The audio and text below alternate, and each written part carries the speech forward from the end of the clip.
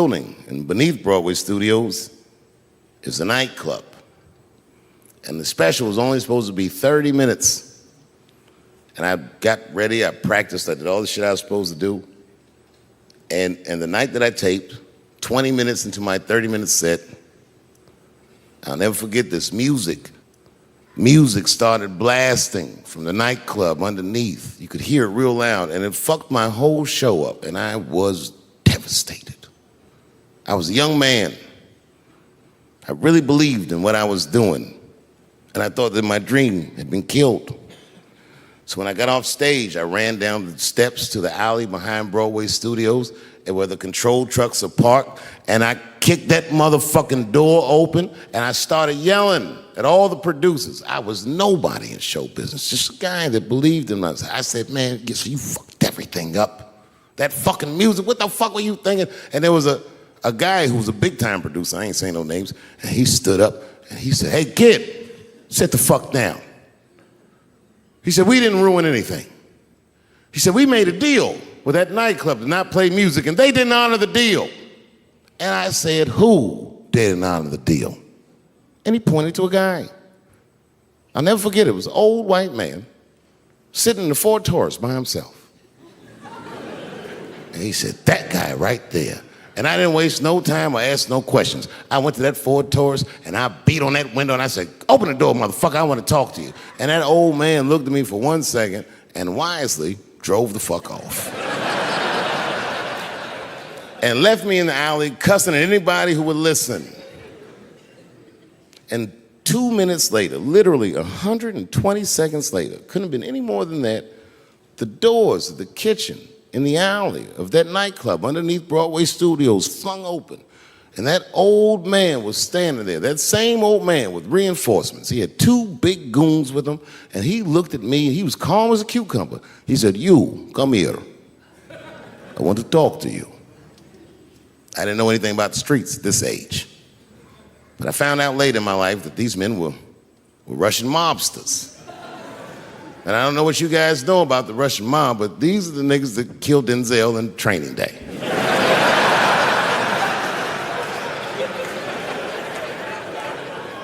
And all the producers knew what I was up against. They said, Dave, do not go in there. And I said, fuck y'all. And I walked right into that kitchen, and they closed the doors behind me, and it got dark as fuck in there. And I knew, I'm not dumb, I knew I was in a bad situation. But you have to understand, I believed in what I was doing, and I didn't give a fuck. Just kept cussing at these motherfuckers, telling them how they ruined my life.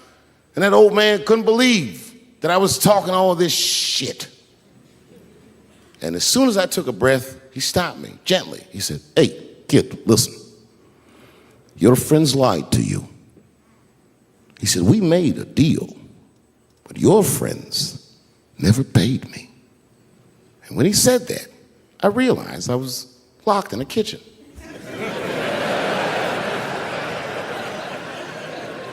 I realized he was telling the truth, which would make me wrong. And the very moment that I realized I was wrong, for the first time, I was afraid. You see, it's a funny thing if you believe you're absolutely right. You can get drunk off the feeling of how right you are. That's why gay people are so mean.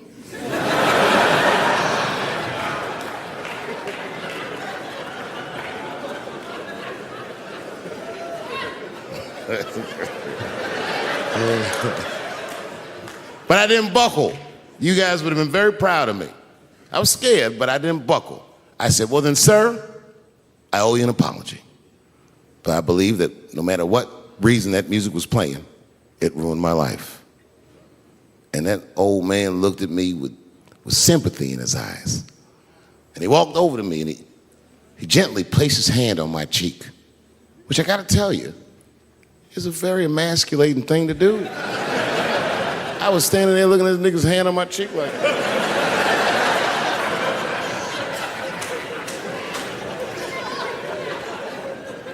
and he said, you are a real man. And he tapped me on my cheek. Real soft. Just like that. The doors opened back up. The light from the alley flooded into the kitchen, and I just walked out alive. I lived to fight another day. And this very night, as a 14-year-old boy, and I am living it as a 50-year-old man, my dreams are very strong.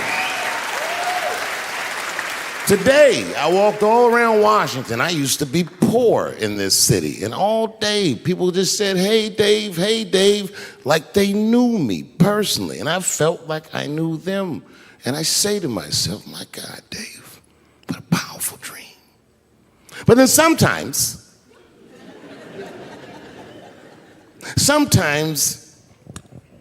I feel regular. Just feel like myself. Maybe I'll smoke some weed and be in some nightclub and feel shy. But I'll look across the nightclub and I'll see some guy that no one's ever heard of. But this nigga worked all week and got bottle service. And there's bitches bringing Moet with sparklers to him. And I picture in my mind he's Persian. He's doing some kind of weird Persian dance. And he got 6 bitches at his table because he got so much liquor, and they all call him saying, go Cena, go Cena. And I'll be looking across the room like, oh my God, I'm in that guy's dream. I can hear him telling his friends, hey, how was the club last night? Man, that shit was fantastic. I had bottle service. I seen Dave Chappelle across the club looking at me like, ooh, who was that? And that's the trick to life. You have to be wise enough to know when you were living in your dream. And you have to be humble enough to accept when you're in someone else's. That's why I don't judge between Will Smith and Chris Rock. Because you guys look at them as big ideas, but I look at them as fellow dreamers. I can't judge between them because I see myself in both of them. I am Will Smith. I am the man that cannot take it anymore and will slap the shit out of the next person that says a crossword to me or somebody that I love. And I am Chris Rock.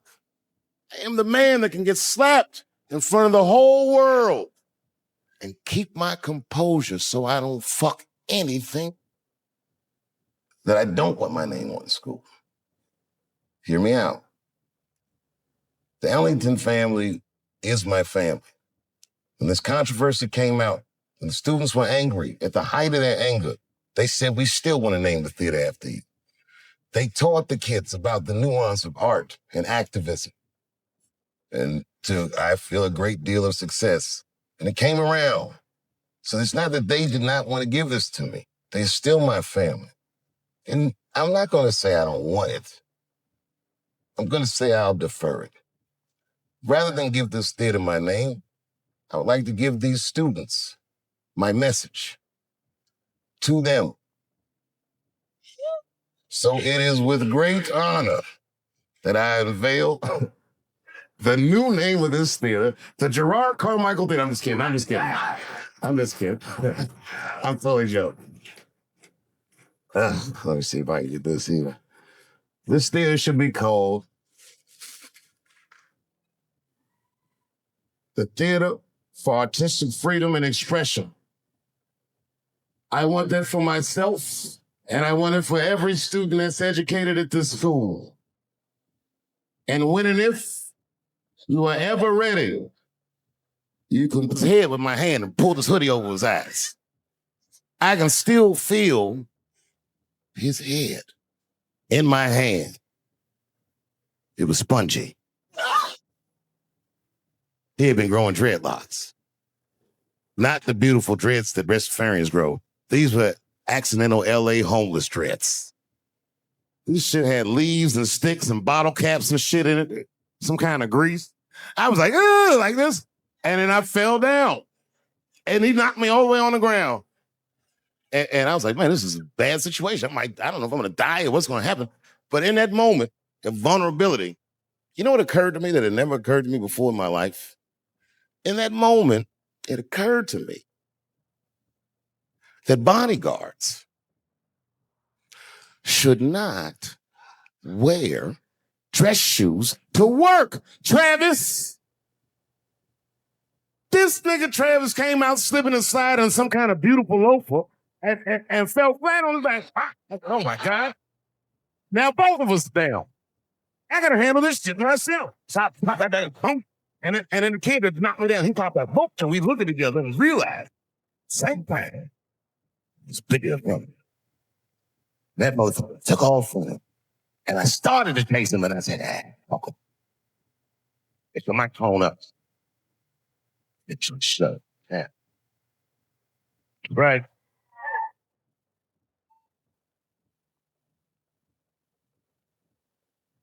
For 3 months before that, I had been making fun of Chris Rock. People would ask me all the time. They say, Dave, what would you do if you were good for Will Smith sat in that face? To this day, the answer is the same.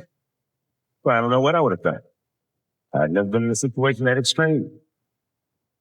But I do know now what Will Smith would not have done. That is, enjoy the rest of the season. Man, listen.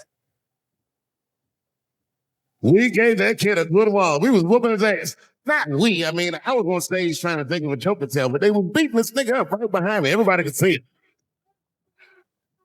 Everybody could see it. And I'm sitting up there trying to think of what to say. And I'm tongue-tied. Me, of all people, can't think of anything to say. Look at my karma. Just that moment. Of all the people in the world, Chris Rock walks from backstage. Walks up to me in front of 20,000. Grabs the mic out of my hand. Is that Will Smith? Man, motherfuckers fell out of their chairs laughing. I was standing there looking stupid. I was fucking furious because I'm thinking in my mind, nigga, this is my attack. You got attacked 3 months ago. Now you have jokes. So I snatched the mic back from Chris and tried to get one off, but mine did not go good at all. I didn't know what to say. I was like, it was a trans man. And the crowd was like, food. It's LA, we like trans food and food. I know, it felt so bad. Okay, so bad. But I know why I did it. You have to be there to understand, but man, when that guy tackled me, it was like it's like a movie. You gotta picture this. Picture a famous person, like every famous person you can imagine who's at that show. Like biggest time Hollywood had ever seen. And when that guy tackled, cleared the breaches. I had to watch the tape afterwards, nothing's happened, but it seems he tried to James Harris. Was the first motherfucker that jumped out of the crowd. He was wearing a white cowboy hat, like he knew this shit was gonna happen to him. Never seen this nigga in a cowboy hat before. And James started chasing that motherfucker around like any given Sunday. And that kid was fast as shit, juking and shaking, and they broke James' ankles, and he just kept running. And then Jon Stewart, the Daily Show, ran backstage and jumped at this motherfucker like Super Jew. He was like, ah! And the kid seen John coming, so he jumped back, and John was flying that way. And this kid was fast. And then he turned around. He sees the emergency exit, running for the emergency exit. Just before we got that door, motherfucker pumped that Bad Boy Records, jumped in front of the door, and it was like,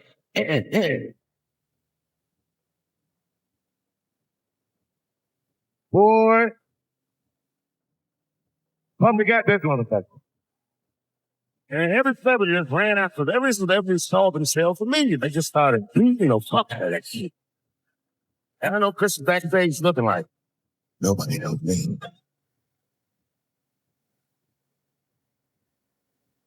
Everybody, hey, Chris.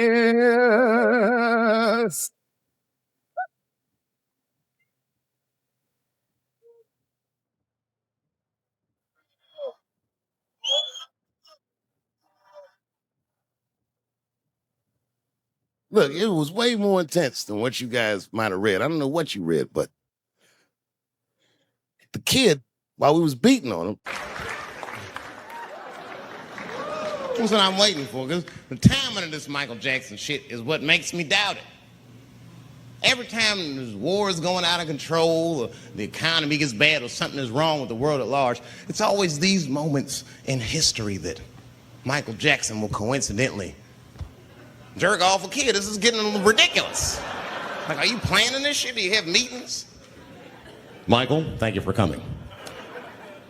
As you know, Michael, the war's not been going as well as we expected. There's been a lot of hiccups, and the public is asking us a lot of questions, of course. And, well, Michael, there's no nice way to say this, and all I know how to do is be direct, so let me just be direct. We're going to need you to jerk off another child, Mike. I'm sorry. I am sorry. But it would really help out. Or maybe he did it. Who knows? Who knows? That's the thing. That's what I wanted to say. Who knows? Who the fuck knows? Mike, God, and this little boy know. That's about it. That's about it. The only reason that I can even talk about this shit is because everybody is speculating. They all think he did it. And I don't think he did it. I'm alone in this. I don't think he did it. I'm not going to say I don't think he did it. That's too strong.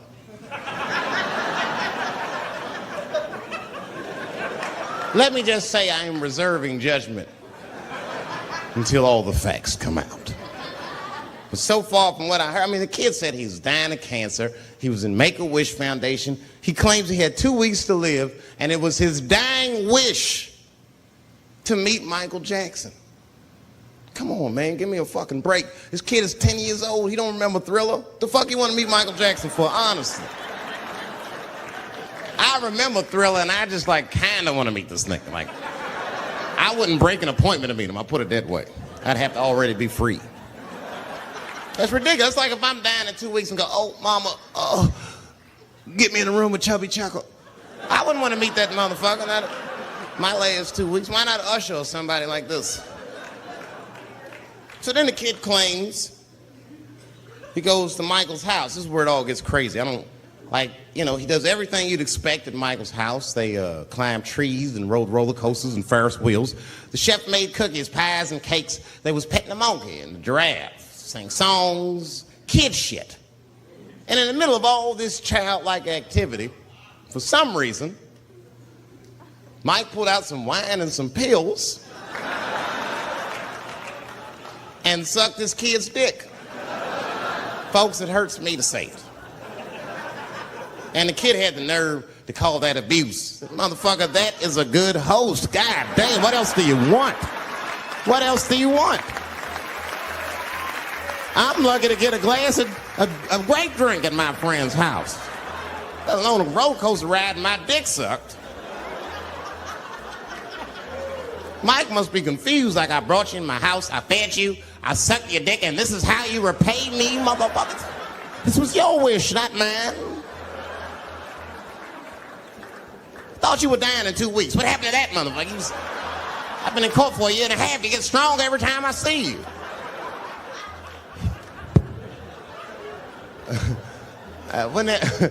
This is fucked up. I shouldn't even say this fuck. Wouldn't it be some ironic shit if they found out through this case that the cure for cancer was Michael Jackson sucking your dick somehow? Like if Mike had powers like Green Mile and all the kids like, please, Mike, suck our dicks. Never again. He didn't appreciate it.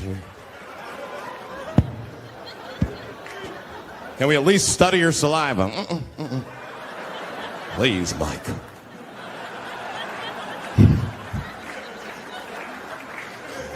It just doesn't stop, though. It just doesn't stop. And the only reason I can talk about Mike is because he's a freak. He's a freak. That's why people let you talk about him. Because if I brought up Catholic priest fucking kids, it'd get quiet as shit. But when Michael Jackson does it, it's okay because he's a freak. His face is all cut up. But just remember, when you look at that thing that he calls his face, that he did that for you somehow. Somehow he thought you might, maybe it'll help. Maybe people will like me more if I turn myself into a white, ghoulish-like creature. I don't know what the fuck it is, but he did it for you. And I appreciate the gesture, Michael Jackson. If you're watching this, I appreciate that gesture. And I want you to know, fuck everybody, Dave Chappelle understands. Because you want to know something? I'm getting some work done. Surprise, yes. Nothing major. You would never know if I didn't tell you, but it's some shit I'm insecure about that I want to work on. If you must know, I'm getting Botox done on my balls to get these wrinkles out. Finally, I have these shit smooth as eggs. No, I can't wait. I cannot wait. And I'm not stopping there. That's just phase one, baby. I'll be like Bob Vila, these old balls. I'm fixing them up. I'm plucking all the hair out. I gotta make room. I know this.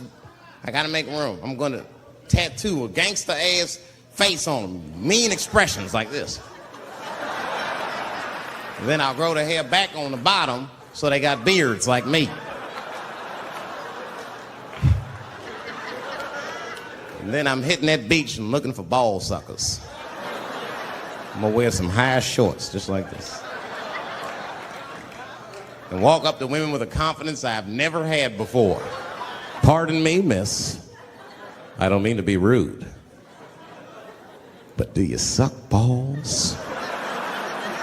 Excuse me? Miss, relax. You didn't even let me finish. Do you suck these balls? Oh my God, those balls are as smooth as eggs. Yes, I'll suck them. I've played this scenario out in my mind a million times, lady. That's how it always ends. Yes, I'll suck those balls. What can I do? They're gonna put me in jail. Society's changing rapidly. Can't smoke indoors. What the fuck is that all about? I got kicked out of titty bar for smoking. No, that shit was ridiculous. The stripper did it. The stripper came up like, your smoking is a health risk for me. I don't want to work in this kind of environment. Spit you have your gonorrhea-infested pussy in my face. You started it.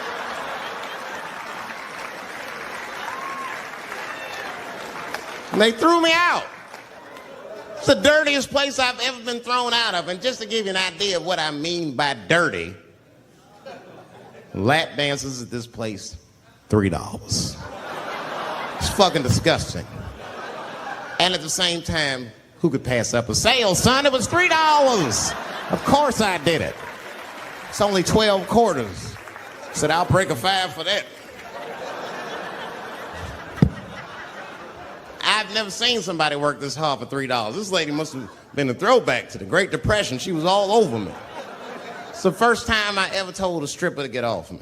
All right. Yeah, thank you very much, miss. Thank you. That'll be all. That's enough. Thank you. Hey! Hey, get off of me! Whatever happened to lipstick on the collar, lady? I have a shit streak on the middle of my shirt. How the fuck am I gonna explain this when I get home? Huh? Oh no, baby, me and Bob were playing basketball and Bob dunked on me, was hanging on the rim and his pants fell down. I was checking him close, I think he's swinging and his butt cheeks might have, his butt cheeks I think caught my shirt. I don't know why I was playing ball in my dress shirt. I just was, it was midnight, I don't know what the fuck. Just let me think. That's when you know a guy's lying if you say shit like that. Hold on, just let me think. The man ever say that to you? Hold on, just let me think for a minute. Can I think?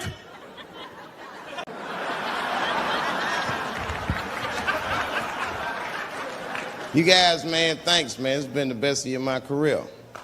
By far. I appreciate you guys watching me. Because I do it for my kids, really, man. And my kids are off the hook. You think I'm a bad motherfucker. Wait till you see the 2000 model Chappelle. This nigga is off the hook. My sons are bad. My oldest son is 3.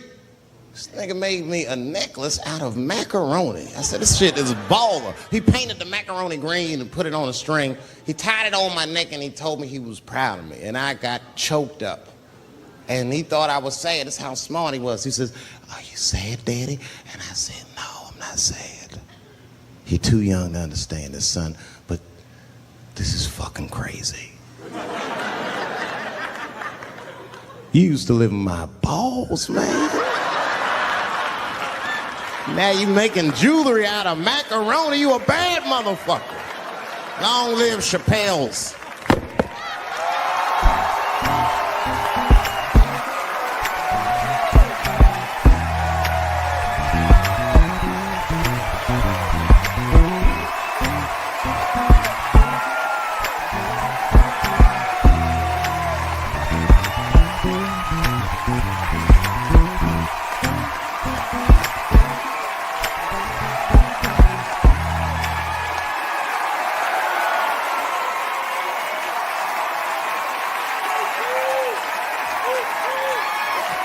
Oh, shit. Thanks, guys. Thank you. That's what it's all about. Everybody usually wants to be famous so they can rock nice jewelry and all that shit. Nigga, I already got a macaroni necklace. I got valuable shit. I got valuable shit. I'm not in it for that. Only kind of shit I want to do with fame that's like decadent is I want to go to Vegas to the $5,000 blackjack table. And I don't even want to play.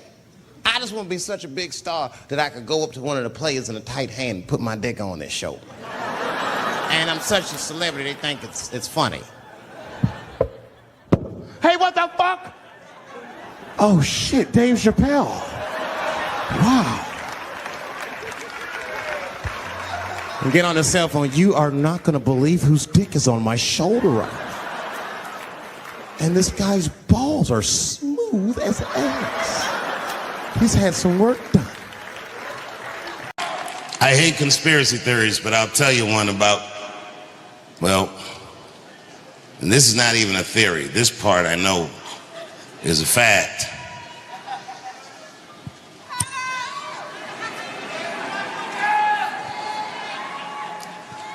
Did you know when I left D.C. and moved to New York in the 90s, that New York City Police Department had a hip-hop police task force? Did you know that? And this task force would follow anybody that was involved in hip-hop culture around. Not just rappers, drug dealers, because they thought that it was connected somehow. Even young comedians like me. Anybody that was just on that scene, they knew who everybody was and what everybody was doing. And back in those days, I used to go to nightclubs, but sometimes I go to a club and the lights would be a little bit different. And I didn't notice, but the OGs would pull me aside and be like, "Careful in the club, nigga. They got the FBI lights up." Which meant that the lighting was strange because the party was under surveillance. And they were just telling me to watch my back. And you know, I wasn't doing anything wrong anyway, nigga, just having a good time. Now, did you know that that task force was invented originally to follow just two people around? Those people was a guy named Christopher Wallace, AKA the Notorious B.I.G., and Sean P. Diddy Combs. Now, why is that this nigga has been under surveillance for at least 30 years, but just now they noticed that he racketeers and beats up bitches. I bet you, if he was doing all that, I bet you they seen him doing it for a long time. But why now? I don't know. It was strange in this case. Nobody called the police, except for Kid Cudi.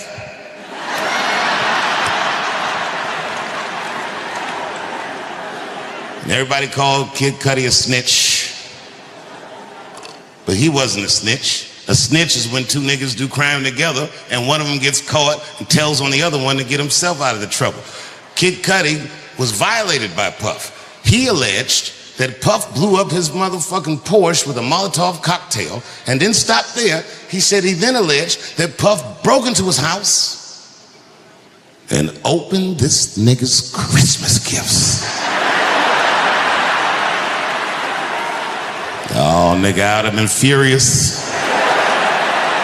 And Kid Cudi said, I can't prove that he opened the gifts or nothing, but I came in the house and he was in there and the gifts was open and that nigga was just like, Merry Christmas, Playboy. So what was Kid Cudi supposed to do? He only got two choices. Either A, you're gonna have to do some gangster shit to this nigga that he's gonna have a hard time proving. Or if you're not built like that, and I do not believe that Kid Cudi is built like that, your last option is B. You gotta call the police. Good for Kid Cudi. He did the right thing. I, on the other hand, I'm built like that. If this nigga fuck my family's Christmas up, you better believe I'm gonna make him suffer for that shit. And niggas are gonna come up to me and tell me all about it and not even know I did it. Oh my God, Dave. Oh. Did you hear what happened to Puffy? Oh my God, no. What happened?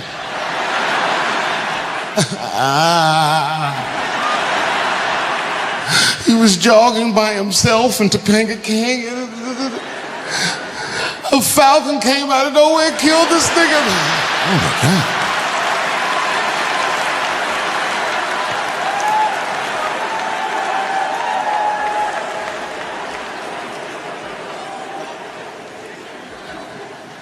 I love hip hop music. I love many of the people that make that music. They taught me things and showed me things that I'd never seen for myself. Good things. For example, I was in Atlanta once. I'm almost done. Hang in there, champ.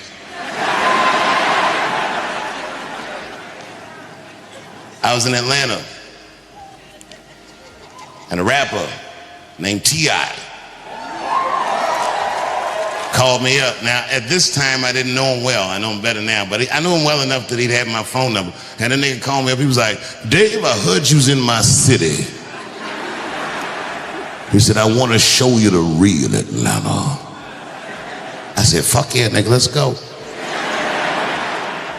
He said, meet me downstairs in your hotel valet. So I went downstairs. I thought he was fucking around, but when I went down there, he was outside in the valet, sitting in a purple Phantom. This car must have been $1.5 million. Beautiful purple color with ivory white seats. It's the kind of car that you gotta have a chauffeur to drive, but for some reason, this nigga was driving it himself. And I didn't ask no questions. I just jumped in the car, and man, he showed me Atlanta. Everything. Outkast and them started rapping over there, and Future used to play in the playground over here,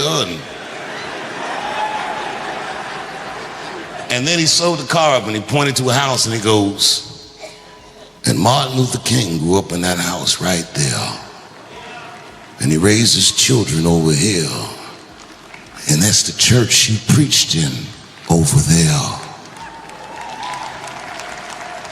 And then we stopped at a red light, and these little black kids rushed the car from either side of the intersection with water bottles. These kids in Atlanta, if you know, they're called the water boys. Their whole hustle is they sell water to people who are stuck in that hot Atlanta traffic. I didn't know that. I just saw these young niggas running up on the car, so I locked the door like, fuck that.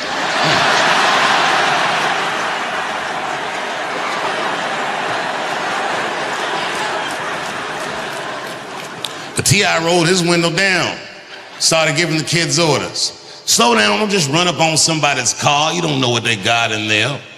And smile so you look less threatening. And remember your manners. Yes, sir, no ma'am, please, thank you. That'll keep you alive. And keep that condensation on that water so it looks refreshing and delicious. And then that kid realized that he was talking to a legend. He said, oh my God. He said, thanks, T.I., and held his hand out for some money. And that nigga T.I. looked at him and said, I done gave you the game, and rolled up the window and drove away.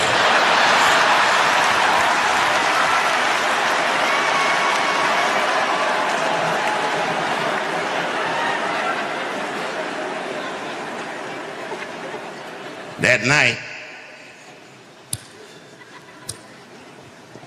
I did my show, and when I got off stage, T.I. was backstage with a friend of his that I didn't know. I just knew his friend was somebody because everyone was acting all excited that he was back there. So I asked him, I go, yo, Tip, who's your man? And he's like, oh, that right there? He goes, that there is the future of hip hop. And I was like, nigga, will you just calm down? So then I asked the dude, I said, yo, my man, I said, what's your name? And the dude looked over, he said, I'm Nipsey.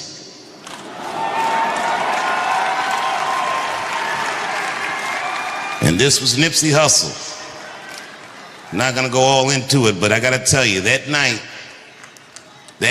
me and T.I. and Nipsey went out and we had a fucking blast. Good time, not a freak all fun, but fun. So much so that when I got home from the road and my wife always asked me, she goes, Dave, how was your trip? Normally I'm just like, it was good. But this time I was like, babe, I met the coolest nigga. I said, this nigga's younger than me, but it's like he's older than me. And she's like, what? She goes, what does that mean? I was like, I don't know, bitch. She's like, it's like hanging out with a fortune cookie. This nigga just had an answer for everything. I told her all about Nipsey. And what was funny about it is years later, I saw Nipsey's widow, and she pulled me aside. I'd never met her. And she said, I just want to tell you that my husband loved you. She said, he said he met you in Atlanta, and you had a wonderful time. I said, boy, that's fucking crazy. We sure did. Not long after I met Nipsey, I was in LA doing a show. And then after the show, I got a text from a guy that says, I'm at a party you need to be at. And I was like, I'm gonna go to bed. And he's like, no, nigga, you have to come to this party. So I'm thinking this must be the freak off, finally.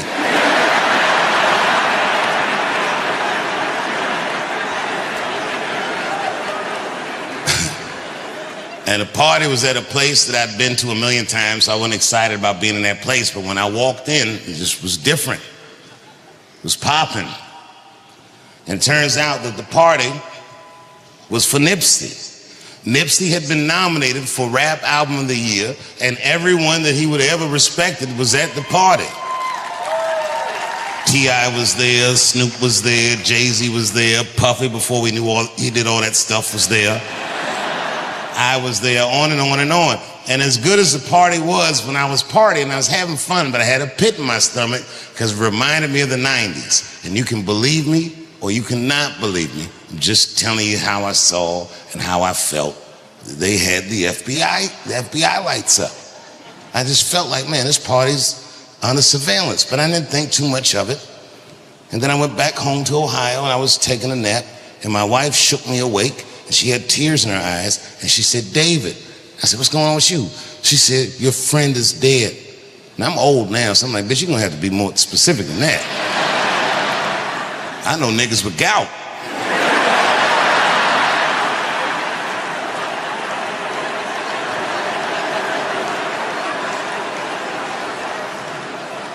But it was Nipsey. And this is why I feel for Charlie Kirk's fans, because I know what it's like to see someone you look up to and admire gunned down by a fucking nobody. Oh my God. It's so hard to accept that. And if you looked on the internet and saw all those terrible videos, because there was a very gory video of Nipsey's murder too. And then I looked in the comment section, and the internet was doing what it does, and everyone was coming up with one conspiracy theory after another, but the one that I kept seeing the most involved a holistic doctor in New York City.